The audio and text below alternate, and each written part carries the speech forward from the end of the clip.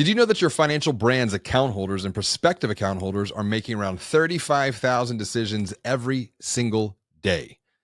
The question is your website's shopping experience helping to reduce the cognitive load for those looking for a checking account, needing a credit card, wanting to get an auto loan to buy a car, wanting to get a mortgage to buy a home, or wanting to grow their business? Or might you inadvertently be adding more choice, more complexity into your website's shopping experience of your prospective account holders? And as a result of that, you're losing millions in loans and deposits. Well, let's find out together on today's episode of the Banking on Digital Growth podcast. You're listening to the Banking on Digital Growth podcast.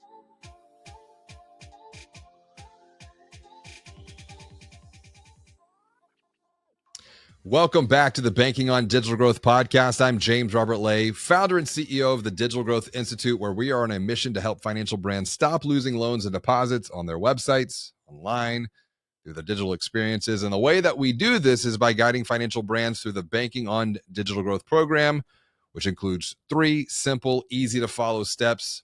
Step 1, you start off by secret shopping your website, because that's where you identify the biggest gaps, the biggest blind spots, and you get your website optimization game plan to begin to close those in less than 30 days.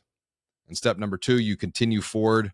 You get your digital growth blueprint that provides you with a strategic path to align your team so that you can continue to commit to move forward together along your digital growth journey with courage. And then finally, in step number 3, you start to build your digital growth engine as you apply your plan, as you apply your strategy, guided by the 90-day growth method, which increases your confidence to continue to keep moving forward together as you level up your loans and deposits. Now, joining me for today's Exponential Insights conversation is Jon MacDonald, author of the new book, Behind the Click: How to Use His Hidden Psychological Forces That Shape Online Behavior to Craft Digital Journeys That Delight, Engage, and Convert. And I'm excited about this conversation because this idea of behavior that drives clicks, what's really driving that behavior? If we peel the layers of the onion back, it all comes down to belief systems, belief structures. Jon has written a great book that provides a lot of clarity that we can all take forward on our own journeys of growth. Welcome to the show, Jon. It is so good to share time with you today, buddy. Thanks for having me. Absolutely, dude. And before we get into your new book, Behind the Click, great book, great framework. I'm excited. What has been going well for you personally and professionally? What's been good in your life? It is your pick to get started on a positive note. Well, you mentioned the book, and that's one of the first things that comes to mind for me is just, it has been, writing a book is like what I imagine giving birth feels like. It is a challenge at every step, painful, but when you just have something at the end of it that you're like, I love this unconditionally. I put so much into it, and I'm really excited about how well it's been received. It has done really well on all of Amazon, etc. And I keep getting great feedback, and the reviews have been overly positive. So I'm really excited about how it's turned out and the feedback I've gotten. I love your analogy. As an author of 2 books myself, I kid you not, I've used that same exact analogy. And I'm like, listen, I've never given birth. My wife's given birth to 4 kids. I've never given birth, but it's a journey. I'm curious, like, what was the writing because this was your second book? Third book. What was this journey like writing Behind the Click compared to the other 2 experiences? I would say that every single time it has gotten easier. And the reason it's gotten easier is I kind of have a methodology down now for how to write these that is going to be most effective. So if you ask my team at The Good, they will probably all tell you that my love language is documentation. I document, and I love to have the team document as much as possible. And so coming out of my second book, which was called Opting Into Optimization, it had a really successful run for quite some time. And I had the pleasure of doing it during COVID. And that afforded me the time. My question to myself was, coming out of COVID, what can I do on the outside of this that is I'm gonna look back and say, I made the most of that time. And so I decided one of the things was write a book. Well, I did that because I had all the extra time during COVID. I also documented every single step of it and how I did it, what I used for different tool sets, how I worked with the publisher, how everything, single thing that I did. And that turned into a whole playbook on how to write another book. And my team saw how successful opting into optimization was, and they said, "You have to do this again. Can we write a third book? What is that going to look like?" Yeah. And so I ran the playbook back, and it made it much easier to do. But there's no substitute for just sitting down and writing. There Yeah. really isn't. Um, what I have found makes it much easier is to actually have conversations about the topics of the book, record those, and use those to help fill in the outline.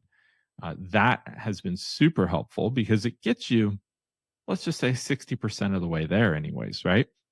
And a lot of folks, probably like myself, can have a conversation much easier than write. It just, you start having a back and forth instead of staring at a blank Google Doc. So I have found that makes it way easier. I'm the type of personality that can look at something and know what needs to change and revise it. But starting from a blank page is much harder for me. Yeah. Well, I really appreciate that perspective. And I'm even reflecting on my own journey of writing 2 books and starting to frame out the third. It all comes down to pattern matching Mm. and identifying the observations that we're making. What are the patterns, the common patterns, being able to package that up and then fill in the blanks. And it's interesting you're talking about Mhm. the speaking through it versus writing through it. And I remember with my first book, I actually spoke through the outline framework and Mhm. then downloaded that. And then I got delivered a manuscript and it was a good 85%. And then was able to come in and clarify all of the fill in the blanks. But on the second book with Banking on Change, I actually ended up writing through the majority of it, then Mhm. speaking it from a clarifying filter. And the publisher that I was working with, and my collaborator, I worked with him on the first book. His insight was like, you've got this down. So kind of like you, the first one, you're just trying to figure things out. Second one, you're like, oh, I'm learning how to do this. And then the third one, this is, behind the click is your third one. And I'm working on the third one. Mhm. It does get easier. And the reason that I wanted to just to surface this is in this world of artificial intelligence, Mhm. I really believe that for those financial brand leaders who are listening and watching this podcast, you have knowledge and you have expertise, you have experience that does not exist in a large language model. The only place that this knowledge and experience exists is between your ears. And there's no better way to unlock and to capture and to share and to amplify that expertise, that wisdom, that knowledge to help and to guide others along their financial buying journey than with a book. What's your take on that? I think that when you write a book, your goal should be to give away more than you sell. Mm, And if you're writing a book to make money, then you're going to go to AI and you maybe have that one insight and try to just get as many off the shelves as you can. But if you really want to share the knowledge, and you said it right, it's pattern matching. It is seeing the same issues over and over and over and knowing and having the insight to kind of rise above those issues and say, here's how you should be thinking about these. yeah. And here's some options for how you can solve that. And that's why I wrote Behind the Click was I saw the pattern of conversion rate optimization, which is traditionally what you would call what we do at the Good. It has become commoditized. Mm, There are hundreds of folks out there now, individuals who saw e-commerce have a major boom during COVID and decided, I'm going to start offering CRO. Well, what can a single individual do for $1,000, $2,000 a month? Well, they might be able to give you a checklist, right? They might be able to say, run these couple of A/B tests, but they're not really moving the needle because it's not customized for your particular visitors, your audience. It's a challenge. And what happens is, since then, CRO has become a whole bunch of checklists. It's become a whole bunch of tasks to be done. It has really become forgotten why you do those tasks, why you should run those tests, why your customers care. And that's why I wanted to write Behind the Click, because I saw that pattern happening over and over and over again, where brands were coming to us saying, I've been doing testing and it's not working. Why is it not working? I said, well, why are you running that test? What was the benefit of that? And they couldn't say anything other than, well, either an executive at our team wanted to run it. We had a hunch. Nobody ever said the word customer told us, right? Yeah. They just weren't doing that research. So I wanted to write Behind the Click to help people really understand what's going on in their consumers' heads and how they can find that information out for themselves. I'm so glad that you're addressing why do this to begin with in the first place. Because whenever I think about change and transformation, it's easy to focus on what to do or how to do it. But if we forget why we're doing this, and more specifically, why we're doing this through the lens of someone that we're guiding along a buying journey, then it becomes transactional. But when we reconnect back into the why, that activity, CRO, digital experience, becomes transformational. And you open up the book, and I really appreciate the subtitle, How to Use the Hidden Psychological Forces That Shape Online Behavior to Craft Digital Journeys That Delight, Engage, and Convert. But you open up the book with what I frame as the paradox of choice.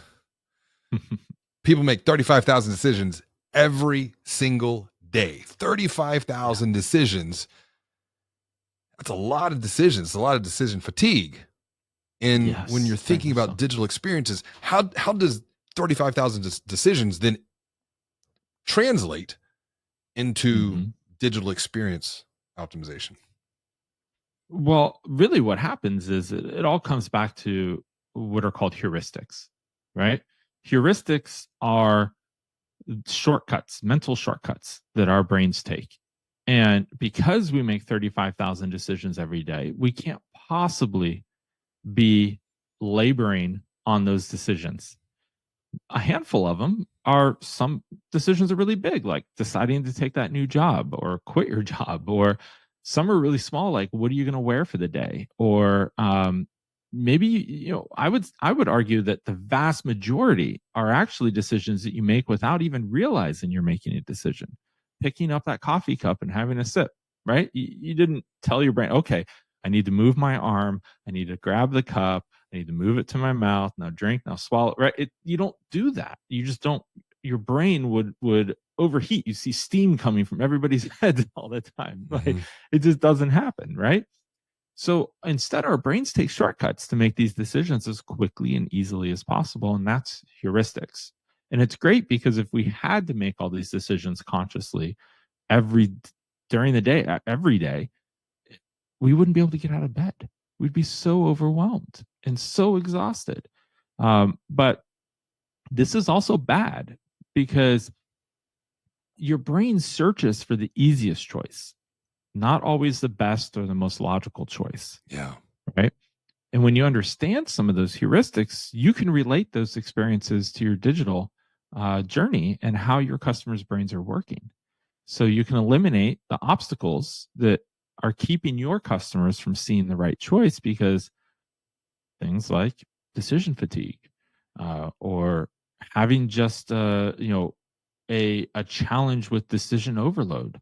I think there's a real big challenge where brands are not listening to their customers. And because they're not listening to their customers, they're not understanding what mindset those customers are in. I want to pause on that point for a bit and ask you why. Why are brands not listening? And there's a reason for I'm asking the why. Because when we work with financial brand marketing, sales, and leadership teams, we're seeing the same exact thing. And I asked these marketing, sales, and leadership teams in some of the discovery work that we do, if you could define marketing in one word, how would you define marketing? And the patterns that come back tend to trend around communication, ads, emails, social media content, brand. And I'm like, well, that is what I call the middle of the marketing, sales, leadership continuum. There's something that goes below the communication level. Like, to be a good communicator comes down to being a good listener. Right. However, when you're not just you're a great listener, you become a great communicator, whether you're talking marketing, sales, or leadership. The way I define marketing, and I'm working to transform the perspective of those even within marketing, within financial services, and particularly the leadership team to support the marketing team, is marketing in one word is defined as influence. And you influence through your communication, and your communication is then derived by your ability to listen to what the market is saying or not saying. And that is done by going all in, asking really good questions, listening to what they have to say, and then learning through observation, because sometimes observation, you can learn more through observation than what people are saying, because what they say and what they do doesn't always line up. Why the gap? I would agree with that. Well, I think, first of all, if you think about who's influential in your life, remember you're at a party and the person that you look back and you say, wow, I had a really great conversation with them. I can promise you they asked you more questions and got you talking more. Right? It's just human nature to want those conversations. And I think the problem is that brands continue to talk at their customers instead of with them. Right? This was actually covered in my first book, which was called Stop Marketing, Start Selling. Now, at the time, that was a really unpopular opinion, right? Because this is 15 years ago now, right? I think in time, it's really proven true, however. The most common concern with marketing a digital experience is that they continue to market once the consumer has reached the site. The reality is that their marketing has already won. The consumer's at the website, right? Now it's time to switch to providing that best in class digital service for that customer. And that means you need to address the only two reasons that consumers are at your site. And over 15 plus years of optimizing sites, all types of brands, e-commerce, SaaS, banks. We've worked with a handful of banks helping them optimize for applications. The reality is that consumers are there to understand if you can help solve their pain or need. And if so, to convert into a lead or a customer as quickly and easily as possible so they can get on with their lives. Those are the only two reasons. And this often shows up as the principle of what I call negative intent shaming. Negative intent shaming is the practice of a company attempting to dissuade the customer from taking a particular action that the company doesn't want them to take. So think of it this way: like, you go to an e-commerce site and you see that pop-up that hits you as soon as you get on the site and says, give me your email address for 10% off. And you're like, yeah, I don't even know if I want, why would I give you my email address? How do I know if you solve my pain or need? And then you go to close it and the button says, no, I don't like discounts. It's so interesting. You mentioned that, because you don't even know my needs. You don't know my pain. And that's one of the things when we facilitate website secret shopping studies for financial brands, the very first two questions that we're asking is, based upon what you see within the first second or two, do you feel like you can trust this organization? Because that's a binary. It's a 1 or a 0. It's a yes or no. The follow-up directly to that is then, based upon what you see, experience, or feeling, how does it make you feel? Because while yes, yeah, maybe I think I can trust them based upon some of the patterns that are on the page. I just don't know exactly how I feel about them yet. So you start tracking, and all of what you're talking about, that pop-up right there, that has the potential to subconsciously evoke more of a negative emotion, perhaps. Correct me if I'm wrong with this, because I think emotions play so, and particularly subconscious. I mean, 95% of our behavior runs at a subconscious level that we're not even aware of. Oh, for sure. And I mean, and that's the over 50 of these psychological principles that are in behind the click. And what you're talking about is anchoring bias, which is the idea that people rely on that first piece of information that they encounter more than anything else. Yeah. And so if you have that negative experience as soon as you get to the website, well, guess what? You have, as a brand, you have tainted the rest of that digital journey through that one action. And then there's also confirmation bias. If you think there's something maybe a little bit off about a brand, but you're going to go anyways, right? You're like, my neighbor told me they didn't really have a good experience at that bank, but man, they're everywhere. They're convenient for me. I might go sign up for an account there. But you get to the site and then it's confirmed by the way they treat you as a customer on their website by just continuing to market at you or whatever they might do to upset you. You have the tendency, psychologically, subconsciously, to give more weight to the information that aligns with that pre-existing belief. Yeah. So now the brand has dug a bigger hole that they need to fill. That we'll call it the referral. Yeah, that has some weight to it. But then when you hit the page, the question is who else have you helped like me?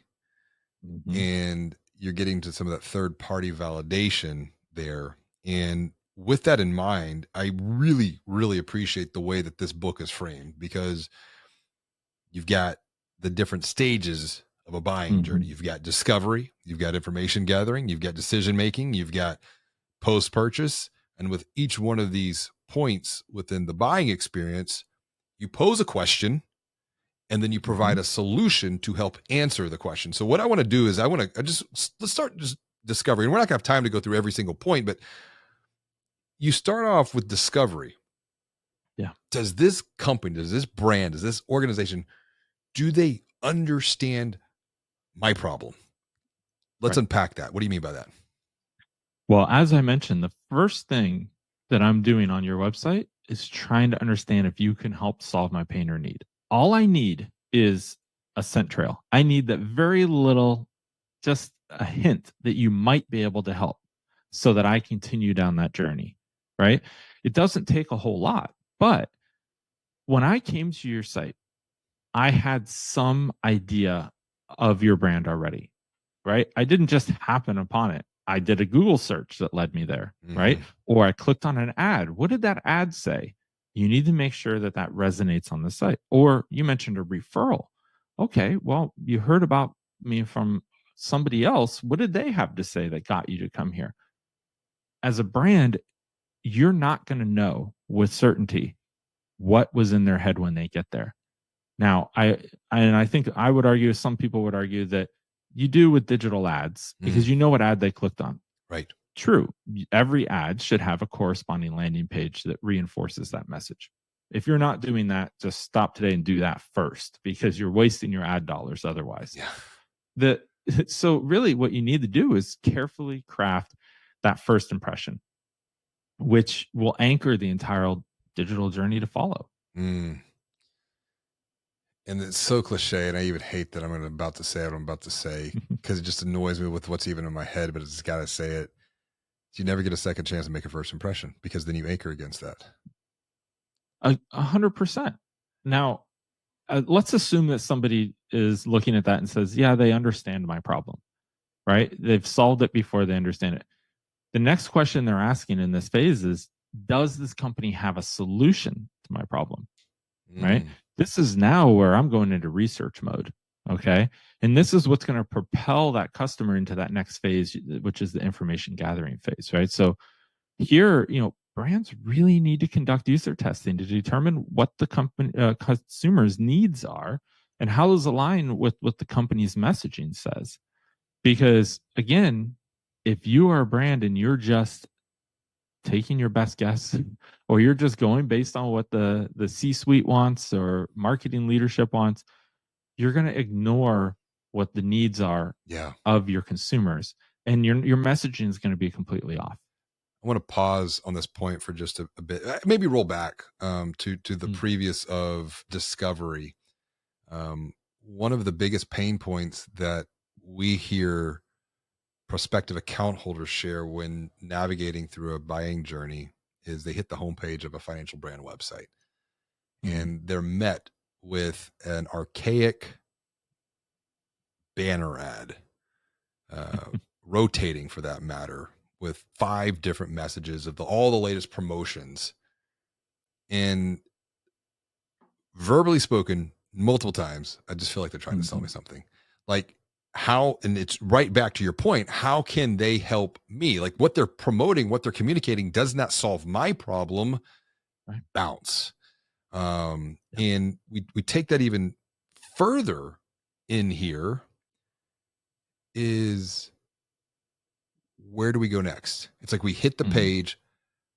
Okay, you're offering these 5 different rotating banner promotional ads.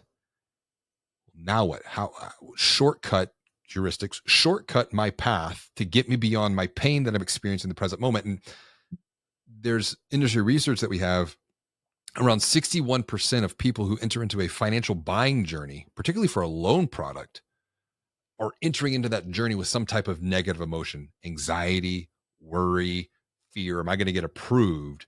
So it's almost like everything that has to happen needs to provide clarity. It needs to increase a person's courage to commit, to click the apply button with confidence.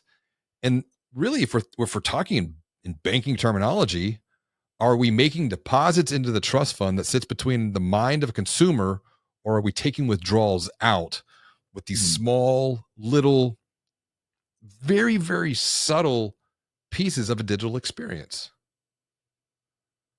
If I come to a website with anxiety as a consumer, the last thing I want to see is 5 different messages thrown at me. Yeah. Right. I need a calming experience. And, I know you probably haven't, but it's like you've read all my content for 15 years, because I am known for standing on a soapbox and having a very loud opinion about rotating banners. And, again, this is brands continuing to market instead of sell. Yeah. And I'm a firm believer that if the internet was originating from sales teams and not marketing teams, we would have a much more usable internet. Now, the problem is that marketers have come in and want to communicate. That's what they're good at, is getting the word out at marketing, right? Yeah. And as I said earlier, once somebody's gotten to your site, your marketing has won. It is no longer time to continually communicate messages at people. It is time to start serving them. And that's where rotating banners come in. I mean, Notre Dame University did an amazing study on rotating banners a number of years back. And it said very clearly that like 0.2% of folks click on a rotating banner. And of that, it goes down exponentially per item in that rotating banner. It's unbelievable why people still use such an ineffective tool. We have validated that through some of our secret shopping studies. I know the Notre Dame study very, very well when we applied heat map tracking software, overlaid, and then it's creating that blindness. And that's where it's 2024. We have the ability to personalize communication down to the unique experience or to the problems that people have based upon a previous engagement, or particularly through the lens of financial services. The amount of data that's available to personalize an experience is truly on the opposite end of the spectrum. It's truly exponential as well.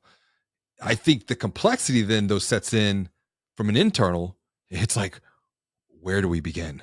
where do we start? It's just too much. It's, once again, it's the paradox of choice. It's how you opened up this book here. And so let's keep going down this, because there's a couple of points that I just want to surface based upon, for those watching or for those listening, this is the first time that Jon and I have met. And I told you, Jon, even before we hit the record button, I was like, there's a reason that we're talking. I've never read your content, never read your material, but I'm feeling very, very aligned with the thinking and the perspective that's being shared here. So thank you for that, because it's not always, I don't always get this experience, and this is a lot of fun, because now we're getting into the decision making. And one of the points that you're talking here is, what should I choose? Because now we're going to loop this back to how you open the book, the paradox of choice. And the solution, so the question is, what should I choose? The solution is, well, let's remove all the barriers and make choice more complicated.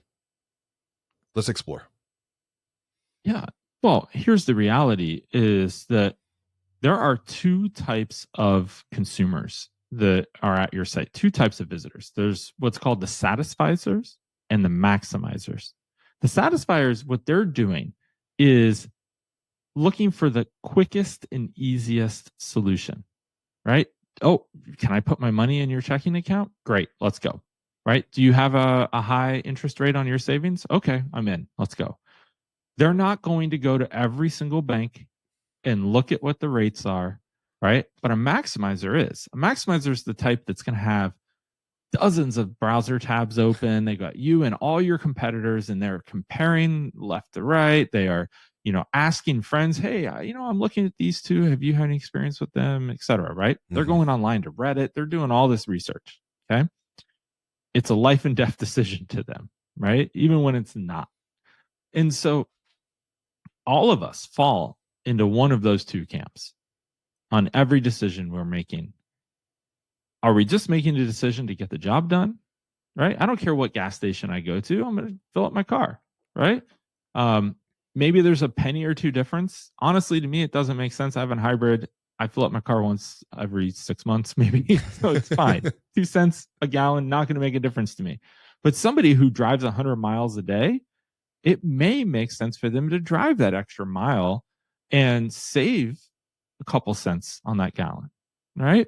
Because it adds up over time to them. So they're going to do their research and use the app that tells them what gas is cheapest, right?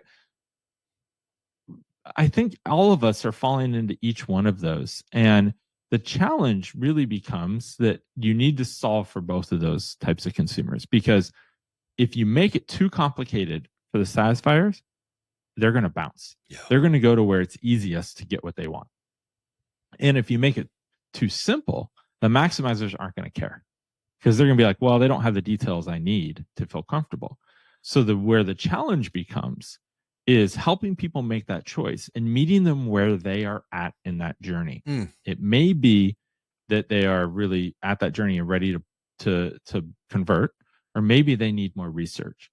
So if you understand what questions consumers are asking by doing this research, talking to your consumers, doing user testing, where you're going to send people to your site who match your ideal customer profiles, ask them to complete some tasks, find the right checking account for you, high level task.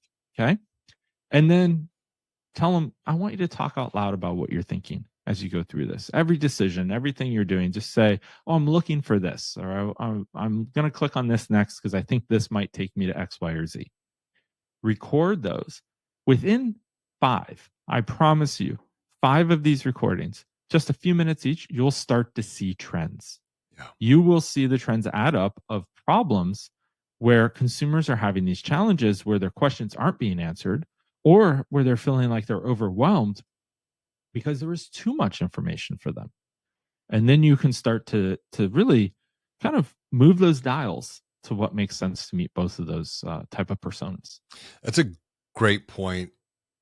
We've actually had some discussions on the podcast, myself, Audrey, because I think there's a lot of unknown complexity once again, and it's a lack of clarity. Because if you think about like a buying journey, people enter in feeling confused, frustrated, overwhelmed. Complexity leads to confusion. Confusion leads to conflict. Conflict leads to a state of chaos, and people want to escape that. It's like, well, how many studies, how many tests, how many people do I need? I'm glad you addressed 5, because 5 you'll get around, I think it's like 85, more or less 85% of where there are gaps and blind spots to that you can really take some immediate action on. And when it comes to, we'll make this very practical for those watching and listening, with the example here that you're talking to, checking accounts. We see financial brands have anywhere between 3 to 5 checking accounts. They have the comparison table. One of the fastest ways in to take your example of these two types of buyers or shoppers, some want more information, some just get me to what I need, is by implementing what we call a buying guide or guided selling. And guided selling is where you take that table and convert it into a logical form. You ask a series of questions, just like someone walks into the physical branch, they sit down, we're going to have a conversation, we're going to interview them. And within 4 or 5 questions, based upon their responses, we're then going to make a recommendation based upon how you answer this. Now, here's the best thing that can take you forward. Right. Have you ever heard of something called the IKEA effect? Because that really plays here extremely well. The IKEA effect is the understanding that a consumer who goes into IKEA, buys a product, understands, you know what, this isn't going to be with me the rest of my life, right?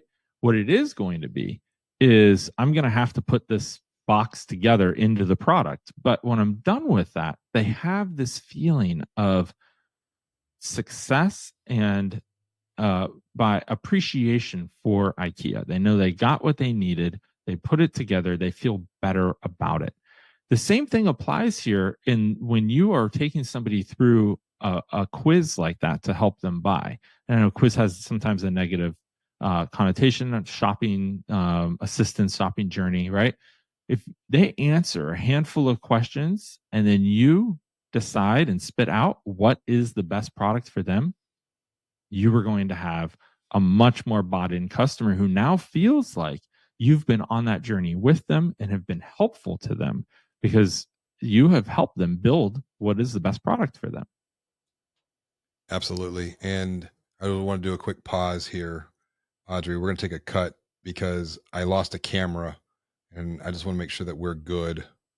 I think we're good on the side by side. I can hear you, but I don't know about the side by side. I don't see that. So no, you're good.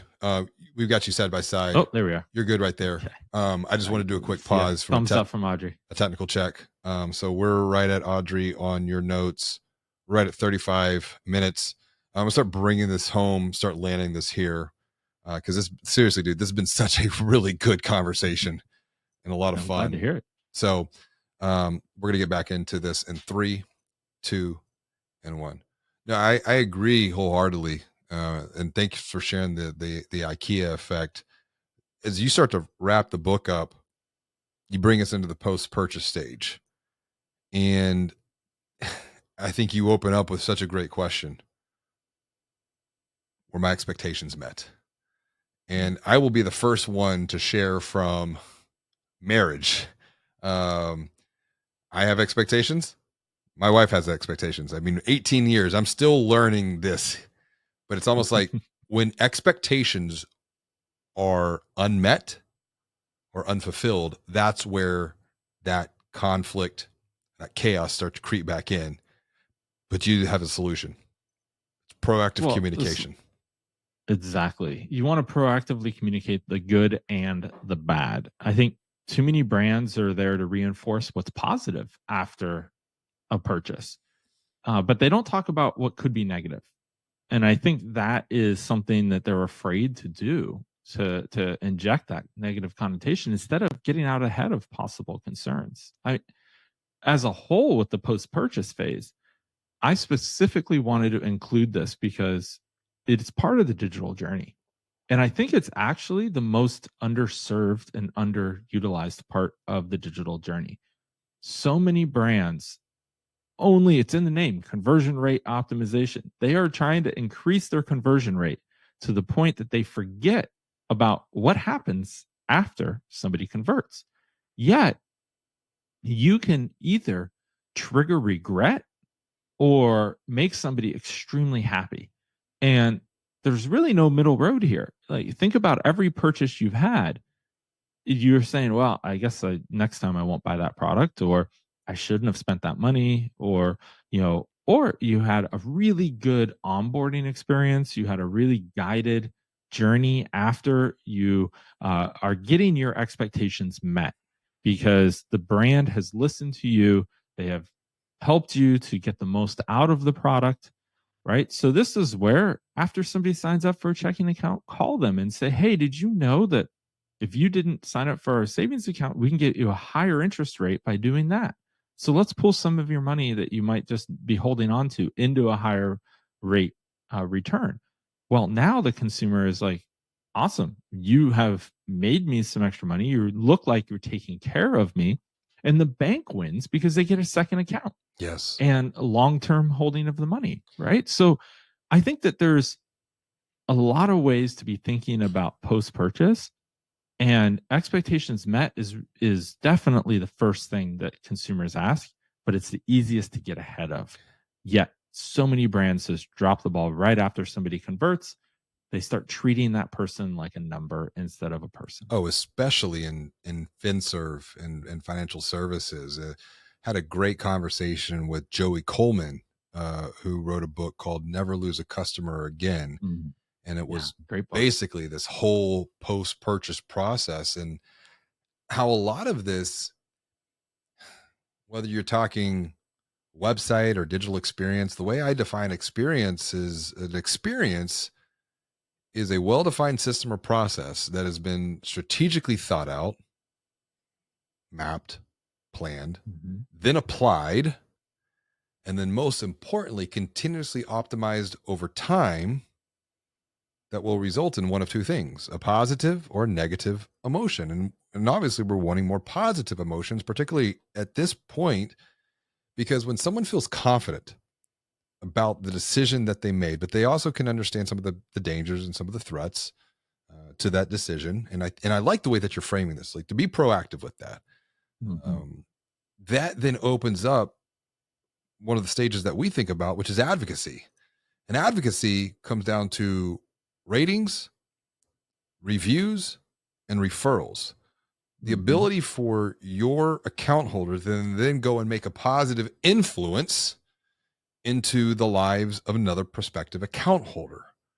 And once again, it's just about making these small little deposits into the trust fund that sits between consumers' ears over time that will then influence their behavior that is more deeply rooted in a belief system and structure. As we wrap up here, Jon, first and foremost, thanks again for joining me for the podcast and this great conversation. Highly recommend the book for those watching or listening, Behind the Click: How to Use the Hidden Psychological Forces That Shape Online Behavior to Craft Digital Journeys that ultimately will go and delight, engage, and convert. I always like to send those who watch and listen off with a practical perspective, something that they can do right now, take action on, something small, make progress with. What's the one thing that you would recommend they do next? I would recommend that you go and talk to 5 people about your website. Customers, ideally. Talk to them and ask them simple questions.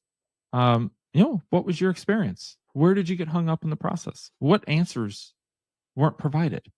Very high level, simple questions.